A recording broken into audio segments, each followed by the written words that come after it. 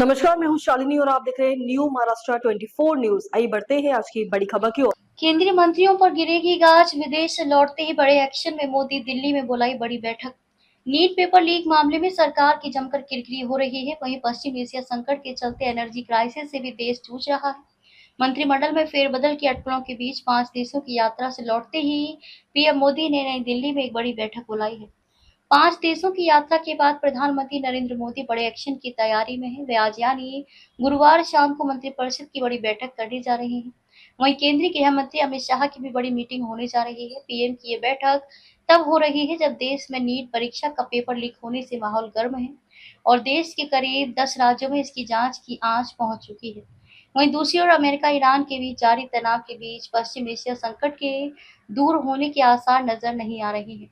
इस वजह से खाड़ी देशों से भारत की तेल और गैस की सप्लाई ठप सी हो गई है।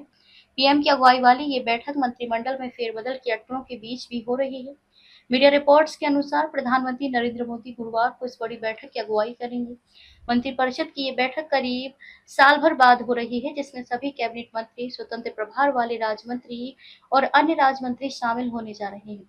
इस वर्ष की मंत्रिपरिषद की ये पहली बैठक राजनीतिक दृष्टि से महत्वपूर्ण है, क्योंकि ये पश्चिम बंगाल और असम में हाल ही में हुए विधानसभा चुनावों में भाजपा के मजबूत प्रदर्शन और पुडुचेरी में एनडीए सरकार के पुनः गठन के बाद हो रही है। बताया जा रहा है कि पीएम मोदी इस बैठक के दौरान सभी मंत्रालयों के कामकाज की समीक्षा और उनका रिपोर्ट कार्ड देख सकते हैं। ये भी कहा जा रहा है कि पीएम मोदी की इस बैठक में मंत्रालयों के फैसलों और उनके नतीजों और भावी योजनाओं पर भी चर्चा होनी तय मानी जा रही है। मौजूदा हालात को देखते हुए ये भी अटकलें लग रही हैं कि केंद्र सरकार मंत्रिमंडल में फेरबदल कर सकती है।